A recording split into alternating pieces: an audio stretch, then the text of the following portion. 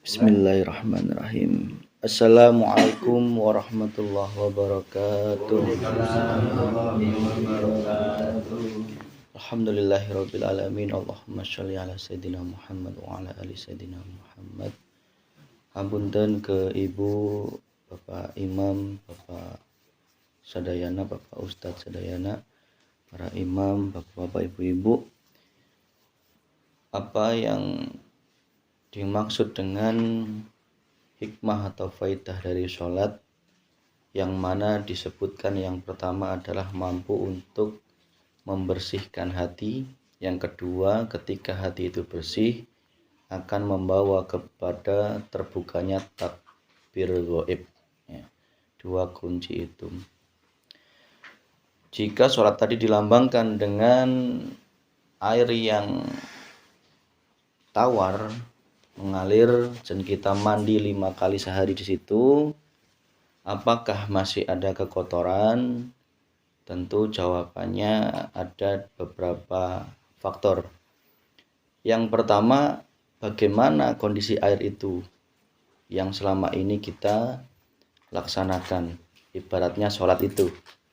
Apakah sholat kita sudah menjadi air yang suci mensucikan, ataukah sholat kita airnya masih membawa kekotoran, sehingga kalau kita nyemplung 5 kali bahkan 1000 kali pun, jika airnya tidak suci mensucikan, tidak tawar tadi ibaratnya, maka mandinya pun justru akan semakin menambah kekotorannya hati, ya. Jadi kuncinya adalah di air dan seberapa kali kita mandi, ya. Maka di sini kita berpatokan terhadap suatu ayat, A'udzubillahi minasyaitonirrajim, hafidhu ala sholawah wa sholatil wusta wa qumu lillahi qanitin ay khosiin. Kerjakanlah, peliharalah semua sholat, ya, dan sholat wusta. Sholat wusta itu apakah? Yaitu sholat di tengah-tengah. Yang pertama tadi sholat semua sholat, berarti sholat apapun yang sudah selama ini kita laksanakan, baik 5 waktunya ditambah sampai dengan sunat-sunatnya. Kalau dijumlah itu bisa sehari itu 50 rakaat, minim itu kayaknya 50 rakaat ada. Itu sudah sangat luar biasa, sehingga ibaratnya kita sudah 50 rakaat mandi jebar-jebur, ya. Cuman sempurnakan agar air itu bisa bersih. Kuncinya juga di hafidhu ala sholat wa sholatil wusta, sholat yang terus menerus. Nah, ini kuncinya. Kadang kalau kita cuma 5 kali belum tentu bersih, ya, ibaratnya masih ada kekotoran, habis itu kena debu lagi, ya gitu nih Pak nggih. Kena nginjek ayam lagi, tai ayam lagi dan sebagainya. Maka kuncinya adalah yang pertama 5 waktu atau 50 rakaat tadi teruskan, ditambah dengan sholat wusta, yaitu sholat di tengah-tengah, sholat ruhnya batin, sholat yang terus menerus, yang tidak putus, itulah sholat daim atau sholat yang langgeng. Nah, sholat inilah kuncinya adalah waqumu lillahi qanitin. Al-Baqarah ayat berapa saya lupa. Waqumu lillahi qanitin itu adalah kerjakanlah secara khusyuk, ya, seperti yang disampaikan Pak Edi tadi, betul. Kuncinya adalah sholat yang khusyuk yang akan membawa kita menuju kejernihannya sholat, ya. Sehingga khusyuk inilah yang harus kita bedah, ya. Khusyuk yang bagaimanakah yang akan menjadikan sholat itu airnya jernih, yang mampu membersihkan kekotoran hati kita, ya. Jadi kita harus memegang tadi sholat dohirnya yang 50 rakaat minimal, ditambah dengan sholat batinnya, yaitu secara terus menerus. Jangan sampai kita ketika hanya di sholat 5 waktu dan di antara asar dan maghrib hati kita tidak sholat. Ini yang menjadi masalah, Pak. Sehingga kita tanpa sadar ketemploan kotoran hati terus, ya. Dosa, kotoran, pang bener pang hebat pang, semua nafsu itu nempel terus, ya. Dan kita tidak sadar itu. Nah, nanti pas maghrib dibersihkan, tetapi pertanyaannya, sudahkah ketika sholat maghribnya kita khusyuk? Nah ini, artinya pas maghrib itu sudah betul bersih nggak mandinya itu loh. Sudahkah kita betul-betul khusyuk menjumpai Allah di situ? Jika belum, berarti kekotorannya masih ada sisa. Nah ini kita harus melaksanakan sholat terus-menerus semampu kita, Pak. Ya. Dan itu ada prosesnya. Fana, kamil, bako. Seperti yang sudah kita sampaikan dulu. Fana itu banyak lupanya daripada ingatnya. Terus kemudian kamil itu sudah mulai banyak ingatnya, akhirnya sedikit lupanya. Baru bako itu sudah mulai terus-menerus. Ini prosesnya panjang, Pak. Tidak ujuk-ujuk. Maka kita terus latihlah untuk sadar agar terus sholat secara yang dohir dan yang batin tadi. Nah, khusyuknya tadi kita lihat ketika ada ayat yang mengatakan, hai orang-orang yang beriman, ibaratnya jika engkau mengaku cinta kepada Allah, maka ikutilah aku. Fattabi'uni, kata Rasulullah, ikutilah aku. Berarti bagaimana sholatnya Rasulullah? Pasti sholatnya Rasulullah adalah sholat yang khusyuk. Sholat yang khusyuk bagaimana? Sholat yang ini wajah tu wajhiyah, Pak. Allahu Akbar kabira, walhamdulillahi katsira, wa subhanallahi bukratan wa asila. Ini wajah tu wajhiyah. Sesungguhnya aku hadapkan wajahku kepada wajah Allah. Tetapi jangan dimaknai wajah kita itu berhadapan-hadapan dengan Allah seperti Allah memiliki wajah, tidak. Lantas bagaimana? Rohaniyah kita harus terus memurnikan dari semua selain Allah. Berarti airnya harus murni, Pak ya. Sholatnya harus murni. Ya, baik sholat dohirnya maupun batinnya. Tidak boleh ada kekotoran dalam air itu. Lah kalau airnya masih ada kekotoran, pasti untuk mandi kotor ya, Pak ya. Kalau airnya masih mengandung lumpur, mengandung kaporit dan sebagainya, pasti ke tubuh kita tidak akan bersih. Maka sholat kita biar bersih, sucikanlah dari semua pandangan hati dalam hati kita dari sesuatu selain Allah. Apa itu? Satu, ketika kita melihat tingkatan sholat itu sendiri, sholat dohir, sholat syariat, maka fokusnya adalah gerakan sholat yang betul, bacaan yang fasih dan sebagainya. Itu sudah bagus. Tingkatkanlah yaitu sholat thariqah, yaitu sholat yang membersihkan hati. Nah, berarti ketika kita sholat menyadari, ya, ketika kita marah segera bersihkan, segera istighfar, segera 3 detik langsung minta maaf. Nah, kalau itu aja diantep, berarti airnya masih kotor, Pak. Ya. Berarti sholat doimnya tidak jalan. Kalau marah sama istri, sewotnya dilama-lamain, itu saja airnya kita, sholat doimnya itu sedang kotor, sedang dalam keadaan tidak suci. Ya, maka harus kita bersihkan segala penyakit hati kita. Dengan cara apa? Teruslah pandanglah Allahnya. Ya. Pandanglah Allahnya dalam apapun yang dihadapkan oleh Allah. Dalam marah, di dalam istri yang merengut, nah itu semua jangan diantep, Pak. Di dalam tanpa sadar kita sombong, tadi kok sombong, segera sadari bahwa tadi sombong dan minta ampun kepada Allah. Syukur-syukur tidak terjadi sombong. Nah, itulah sholat secara thariqah, kita harus fokus terhadap penyakit hati kita. Berarti kita harus selalu sadar tentang musuh kita yang nyata, yaitu nafsu. Ya, nafsu. Yang pertama, kita menjaga agar aliran air itu tidak terkotori 3 nafsu. Yang pertama nafsu paru-paru, marah, dedek, sewot, emosi, ya, jengkel, dendam ini kalau bisa dicegah, Pak. Corotoh terlanjur masuk ke dalam aliran air, segera dijernihkan atau disaring, dikembalikan kepada Allah. Yang kedua adalah nafsu perut, nafsu yang senantiasa hubbud dunia, ya. Minan nisa wal banin wal qanatiril muqantarah. Nisa wanita, banin itu adalah anak keturunan, qanatiril muqantarah adalah harta benda, jabatan dan sebagainya. Lepaskan semuanya itu. Fokus ke situ, ya. Kita akan sadar musuh kita.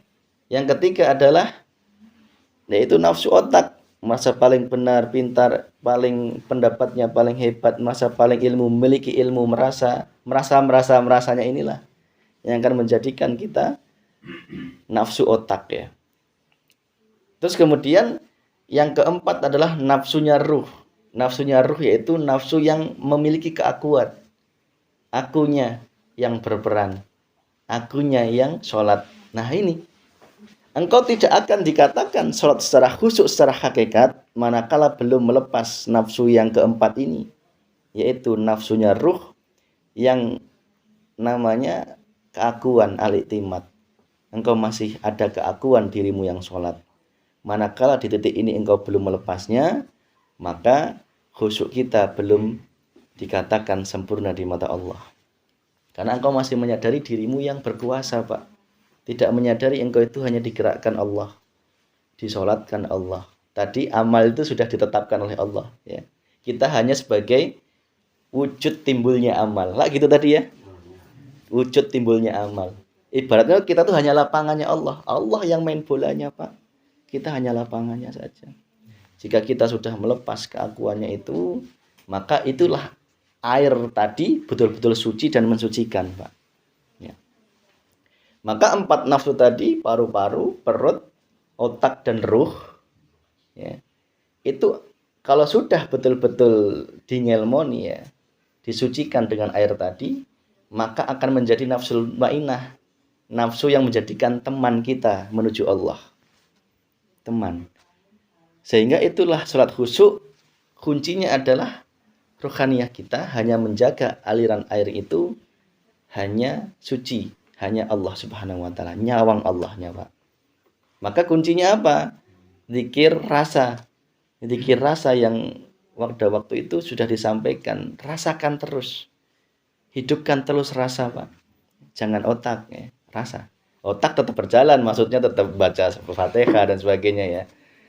Kalau masalah makna sholat, itu adalah makna yang tersembunyi yang harus diaplikasikan dalam sholat to'im. Contoh Allahu Akbar. Ya aplikasikan dalam sholat dan di luar sholat. Apa Allahu Akbar? Dengan Allahu Akbar aja kita sudah menyadari kita itu tidak ada apa-apanya, bahkan kita itu fana ya. Dengan Allah Akbar aja kita seharusnya keakuan itu sudah lenyap, Pak. Tetapi kalau Allahu Akbar dirimu masih merasa hidup, merasa berkekuatan, merasa sugih, merasa alim, merasa ilmu, merasanya masih ada, berarti takbiratul ihramnya belum membersihkan hati kita. Takbiratul ihramnya belum, sujudnya belum, rukuknya belum, tahiyatnya, puncaknya di tahiyat ya.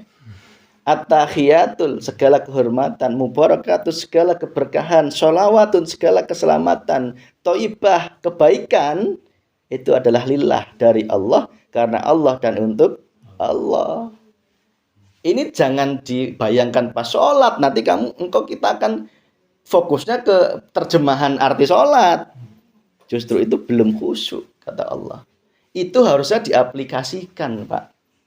Ya, diaplikasikan di dalam sholat dan di luar sholat. Berarti harus membuang semua itu semua.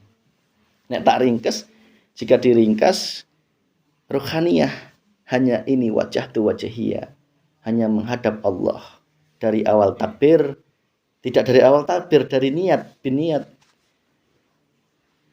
Dari niat kita sudah harus menyadari niat itu datangnya jangan dari diri nafsu.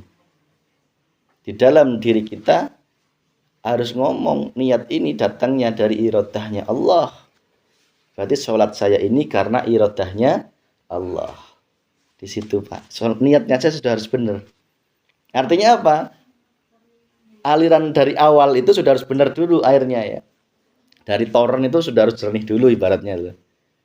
Sehingga aliran sampai ke keran itu jernih ya. Tapi kotornya niatnya sudah kotor, pengen suge, pengen macam-macam. Padahal tadi dikatakan pas sholat itu adalah wujud engkau bermunajah. Munajahnya kita itu jangan menghadap kepada apa yang kita munajahkan, jangan. Ya.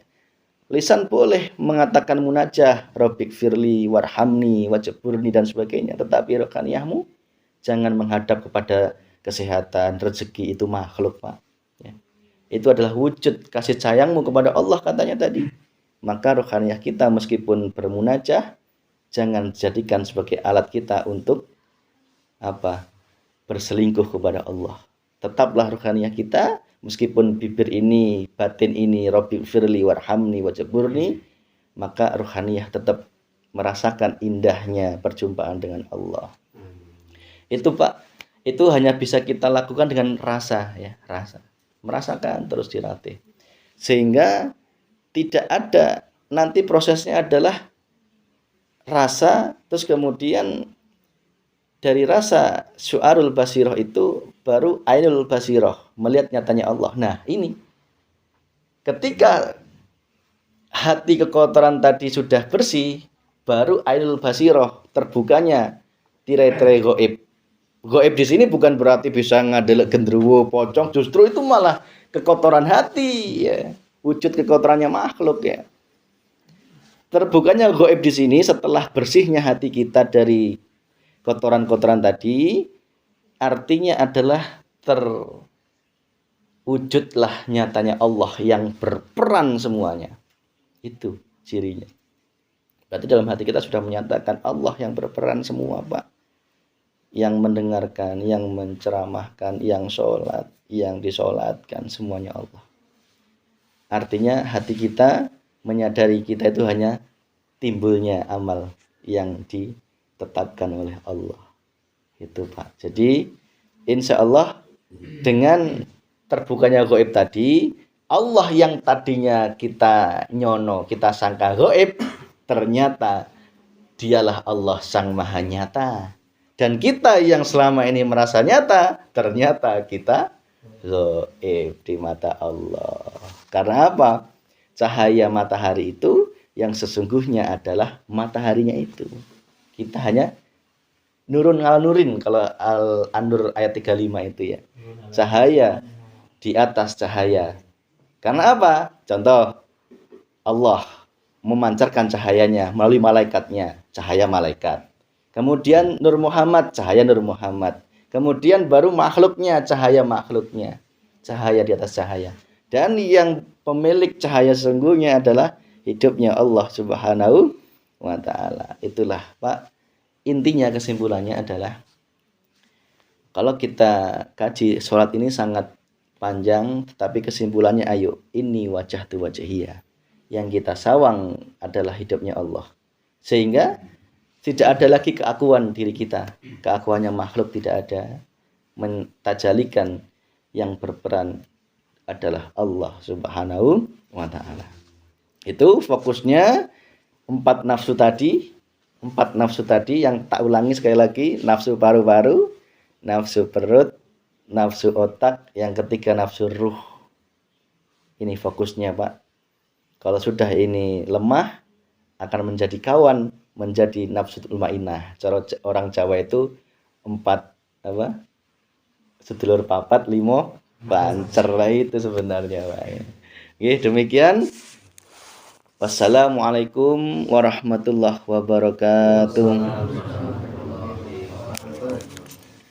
Terima kasih kepada yang telah menyampaikan.